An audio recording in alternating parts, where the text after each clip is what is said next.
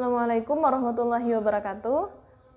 Alhamdulillahirabbil alamin wa bihi nasta'inu ala umuri dunya waddin. Assalatu wassalamu ala asyrafil anbiya'i wal mursalin wa ala alihi wa sahbihi ajma'in. Amma ba'. Ya, baik ibu-ibu, kemarin kita sudah belajar tentang perlindungan anak. Kita belajar tentang pengertian anak, hak-hak anak, terus kita belajar tentang pengertian kekerasan dan berperlakuan salah. Nah, kali ini kita akan melanjutkan pelajaran yaitu langkah 6 tentang cara pencegahan kekerasan di keluarga dan masyarakat. Oke, bagaimana ibu-ibu, sudah siap? Ya, supaya tidak boring, saya akan membacakan sebuah cerita. Sebuah cerita ini tentang anak yang tidak mau sekolah. Gimana ibu-ibu, sudah siap ya? Tolong disimak ya. Ya.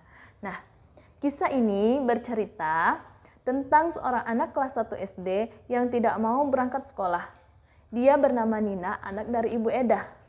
Nah, suatu hari Nina menangis terseduh-seduh di depan rumahnya karena tidak mau berangkat sekolah.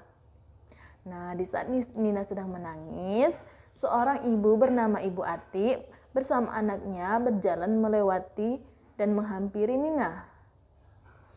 Sebagai tetangga, Ibu Ati berusaha menenangkan Nina dan mengajak Nina pergi ke sekolah bersama. Namun, di saat Ibu Ati berusaha mendiamkan tangisan Nina, tiba-tiba Ibu Edah, ibu dari si Nina, keluar dari rumahnya dengan wajah yang marah. Ibu Edah memang tampaknya tidak terima dengan sikap Ibu Ati. Dia marah-marah kepada Ibu Ati. Ibu Edah menganggap perbuatan Ibu Ati tersebut telah ikut campur dalam urusan keluarganya. Sebuah kata pedas pun meluncur dari Ibu Edah. "Hai Ibu Ati, ngapain ngurusin anak orang? Urus saja anak sendiri." Nah, Ibu Edah pun segera menarik Nina masuk ke dalam rumahnya dengan terus memarahi anaknya. Dan Ibu Ati hanya bisa merenung. Dia hanya bisa mengelus dada.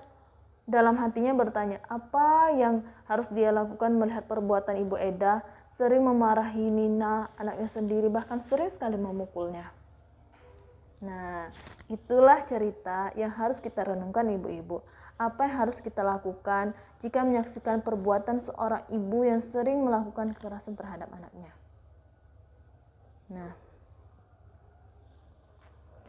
Nah, saya mau bertanya kepada ibu-ibu semua, apakah cerita tersebut yang saya ceritakan tadi pernah terjadi di sekitar ibu?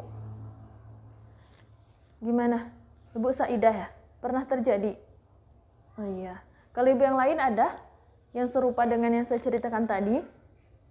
Ibu Lasmini? Iya Bu ya? Ya Allah. Nah, saya mau bertanya juga nih kepada ibu semua.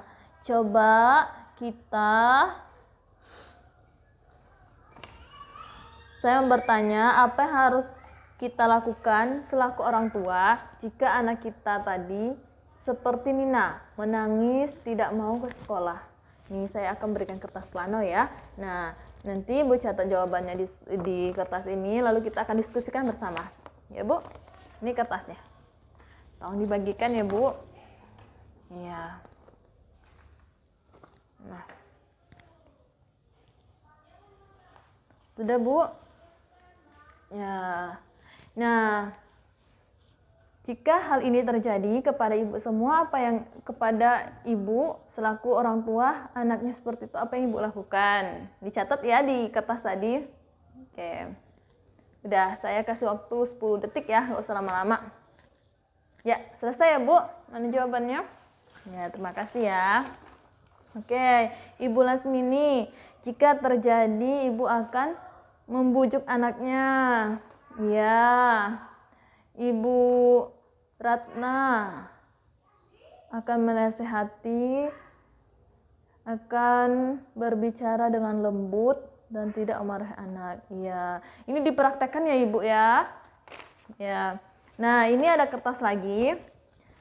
Saya akan bertanya lagi kepada ibu semua. Nah, jika kejadian ini terjadi kepada tetangga ibu, nah ibu anggap aja tadi seperti Ibu Ati. Ibu melihat tetangga ibu, anaknya menangis atau orang tuanya melakukan kekerasan kepada anaknya, apa yang ibu lakukan?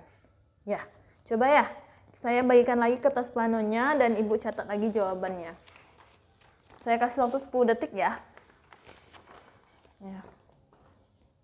Baik. Sudah? Ya, dah. Terima kasih ya. Oke. Kita bahas bersama-sama ya, Bu. Jawaban dari Ibu Lasmini membujuk anak. Ya, jika anak-anak menangis, tidak perlu kita melakukan kekerasan ya, tapi membujuknya ya. Terima kasih ya jawabannya, ibu-ibu semua. Kita tepuk tangan ya atas jawaban Ibu Lasmini, Ibu Ratna, Ibu Eda, dan semuanya. Oke, selanjutnya kita akan menonton sebuah film. Film ini film yang bercerita tentang si Aska. Ada 2 film ibu-ibu. Pertama, cerita kisah si Aska dan kisah si Jenny. Ayo kita saksikan bersama.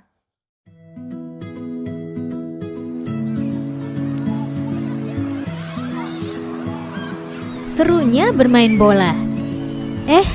Ada siapa itu? Ada orang mau kasih bola baru buat Aksa. Wah, Aksa pingin sekali.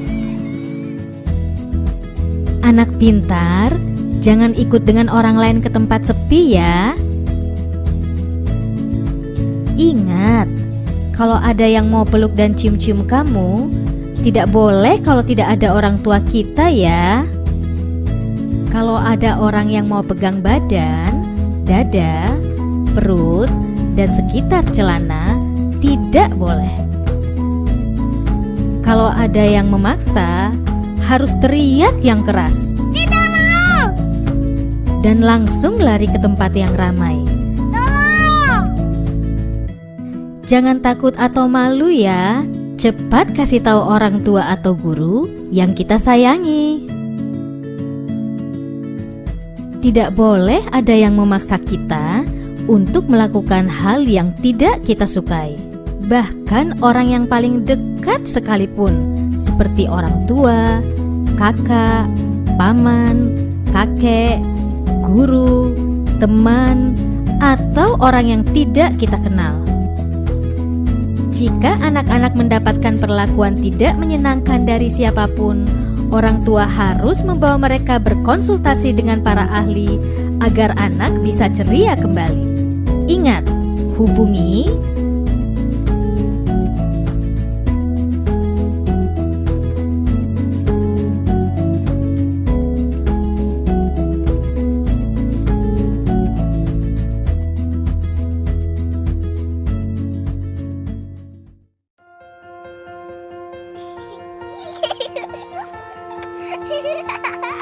senangnya waktu bermain. Lihat itu. Ada yang mau kasih permen enak. Boleh nggak ya? Kalau tidak ada ibu atau ayah, tidak boleh ya. Anak pintar, jangan ikut orang yang tak dikenal ya. Ingat, kalau ada orang mau cium-cium kamu di tempat sepi, tidak boleh ya.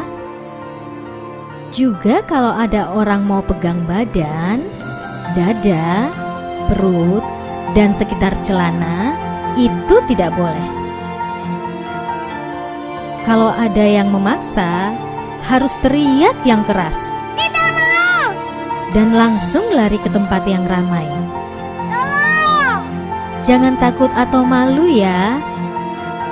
Cepat kasih tahu orang tua atau guru yang kita sayangi.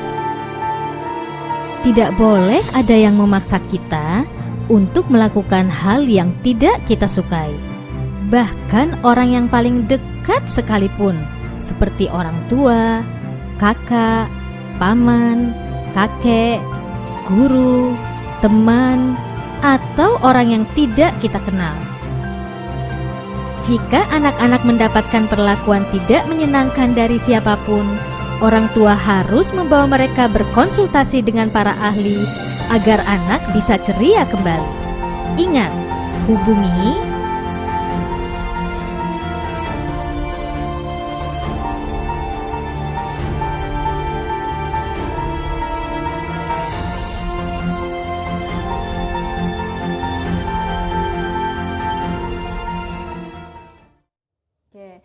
tadi ya Ibu, film tentang si Aska. Nah, kita ambil pesan dari film tersebut ya. Yang pertama nih, pesan film yang harus dilakukan anak dalam pencegahan kekerasan seksual. Nah, film tadi ya. Nah, pertama, hati-hati kepada orang yang mendekati atau menegur dan memberikan sesuatu jika tidak dikenal. Nah, ini harus disampaikan ke anak-anak kita, Bu, karena zaman sekarang ini banyak aja hal-hal yang tidak diinginkan bisa terjadi jika kita tidak mendidik anak dengan baik. Lalu, tolak ajakan untuk dibawa ke tempat sepi jika tidak jelas. Tolak jika ada orang yang mau mencium, meraba, memegang dada, memegang perut, sekitar celana, rok, atau memeluk badan tanpa ada orang tua. Ya, Bu. Berteriak dan katakan tidak mau atau tolong atau lari jika ada yang terjadi seperti hal tadi. Laporkan kepada orang tua atau guru. Tolak kalau ada yang maksa, sekalipun orang yang paling dekat seperti orang tua, kakak, paman, kakek, guru, teman, dan orang yang tidak dikenal. Tolak jika dia memaksa dengan kekerasan. Anak dibawa konsultasi ke psikolog bila sudah terjadi perlakuan yang salah untuk pemulihan. Nah, jika sudah terjadi nih sesuatu hal yang buruk tadi, itu kita bawa anak-anak kita ke psikolog untuk mengetahui bagaimana solusinya. Lalu penting juga nih Bu, kita ingat nomor-nomor pengaduan seperti nomor polisi, nomor pemadam kebakaran, dan lain-lain. Ya Bu ya, itu tadi pesan dari film tersebut. Nah, selanjutnya kita akan belajar, kembali fokus ya Ibu-ibu. Ya, siap dengan pelajaran selanjutnya. Ini kita akan membahas tentang cara pencegahan kekerasan di keluarga. Jelas ya Bu? Kelihatan? Oke. Nah, yang pertama, memahami tumbuh kembang anak. Nah, artinya kita harus perhatian kepada anak-anak kita. Kita pahami tumbuh dari kecil ke tumbuh kembang anak kita perhatian lah gitu, Bu ya. Lalu menjadi pendengar yang baik, anak sebagai teman berdiskusi. Nah, jadi di sini maksudnya kita jangan bosan untuk mendengarkan anak kita. Lalu jadikan anak-anak sesekali sebagai teman berdiskusi, ya Bu. Jangan dicuekin aja anaknya, disuruh-suruh, diperintah, tapi tidak pernah berdiskusi. Oke, lanjut. Yang ketiga, membantu kesulitan anak terlibat dalam kegiatan sekolah. Membantu kesulitan anak, maksudnya di sini contohnya bisa dengan membantu mengerjakan PR. Nah, tapi jangan Ibu pula yang ngerjakan 100% ya. Nah, itu namanya membiarkan anak-anak tidak berkembang. Nah, jadi cuman diajarin, dibantu kesulitannya. Menyediakan waktu yang berkualitas untuk anak. Nah, Ibu-ibu jangan cuman, apalagi kalau kita kerja ya, pergi pagi pulang sore, nah kita harus meluangkan waktu juga. Waktunya harus berkualitas dengan anak-anak. Jangan cuman waktu istirahat kita, waktu sisa kita yang udah capek ya. Tapi memang kita niatkan waktu ini untuk anak. Nah, seperti itu. Selanjutnya, memberikan pujian kepada anak jika berperilaku baik. Nah, ini sering gak dilakukan Ibu-ibu. Jangan lupa anaknya dipuji jika anaknya melakukan sesuatu hal yang baik. Untuk apa? Supaya anak kita termotivasi untuk lebih mau melakukan hal-hal baik lainnya. Oke, lanjut. Paham ya Bu ya? Iya, kita lanjutkan. Ya, selanjutnya, tidak menghardik atau menghakimi anak, apalagi di depan orang lain. Tuh. Nah, biasanya nih kita hanya melakukan hal ini kepada teman-teman sebaya kita, misalnya tidak menjatuhkan dia di depan teman-teman lain. Tapi kita lupa hal ini juga harus dilakukan kepada anak-anak. Nah, jadi jangan dimarahin anaknya kalau misalnya di depan teman-temannya. Itu akan menjadi ada beban psikis atau jadinya tidak percaya diri nanti anak-anaknya. Ya Bu, jangan dilakukan ya. Bahkan anak-anak itu harus dipuji ya, apabila melakukan hal yang baik. Lalu kita lanjut, mengenali tidak memberi julukan negatif kepada anak. Nah, ada nggak ibu-ibu di sini yang manggil anaknya dengan julukan yang jelek, misalnya si kurus, si hitam, atau si gendut, nah, atau maaf ya Bu, si bodoh. Nah, itu jangan sekali kita sering memperdengarkan kata-kata tidak baik kepada anak. Nanti bisa terbawa ke mindset dia, atau dia menjudge dirinya emang kurus, jelek atau apa. Nah, jangan, karena efeknya bisa berkepanjangan dan bisa berefek sangat negatif.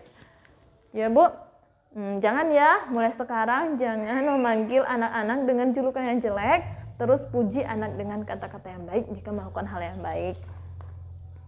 Mengenali pergaulan teman-teman anak. Nah, kita juga harus kenal dengan siapa teman anak-anak kita berteman, dan siapa anak-anak kita sering bermain. Jangan sampai salah pergaulan. Ya, mengikuti perkembangan informasi teknologi. Ini juga penting ya Bu, karena sekarang kan zaman teknologi. Jangan sampai kita tidak mengikutinya, nanti bisa ketinggalan zaman. Jangan mudah panik jika menghadapi anak melawan. Kita hadapi dengan hati tenang, jangan emosi, terbawa emosi. Mengasuh adalah tanggung jawab orang tua, suami dan istri. Nah, mengasuh kita ya Bu memiliki tanggung jawab yang sama dengan suami, tapi kita memiliki peran yang berbeda. Jadinya harus sama-sama. Oke? Paham ya Bu? Ya. Baik Ibu-ibu, selanjutnya kita akan membahas bagaimana cara pencegahan kekerasan di masyarakat. Ya, tadi kan kita belajar tentang bagaimana pencegahan kekerasan pada keluarga ya, di keluarga.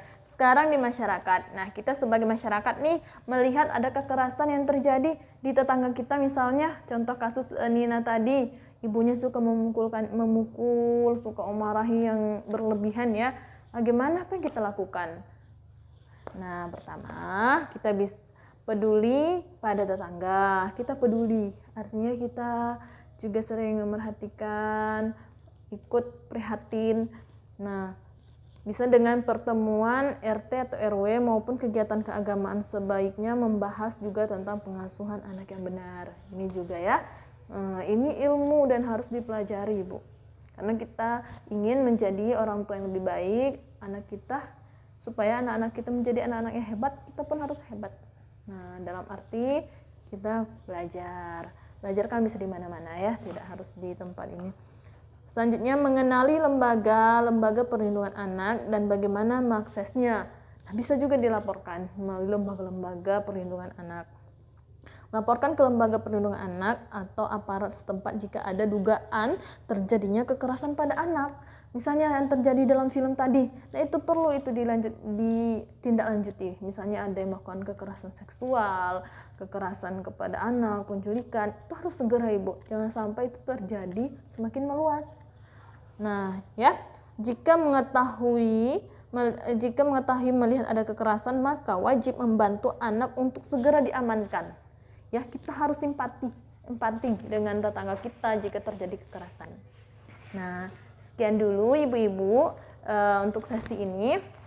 Untuk sesi 11 langkah 6, cara pencegahan kekerasan di keluarga dan masyarakat. Paham ya Ibu? Nah, jangan lupa dilaksanakan. Mulai hari ini kita lakukan jika terjadi kekerasan pada tetangga atau anak-anak kita yang nangis, kita hadapi dengan baik. Kita lakukan cara-cara tadi yang sudah kita pelajari sama-sama. Oke? Baik Ibu-ibu, cukup sekian dulu pertemuan hari ini.